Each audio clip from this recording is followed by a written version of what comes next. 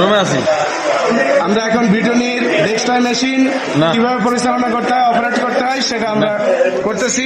সবাই মনোযোগ সহকারে দেখুন। ঠিক আছে, এখানে 3টা সুইচ আছে। এটা ক্লাম ধরার জন্য, এই ধরার জন্য ক্লাম, আর এটা হলো ফুট সুইচ, এটা মেশিন অন অফ রান হওয়ার জন্য। তো আমরা এখন এটা শুরু করলাম।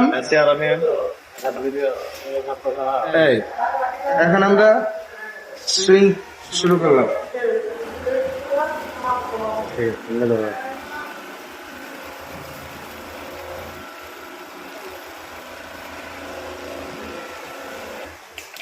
এটা হলো মেন সেলাই, এটা হলো ফল সেলাই।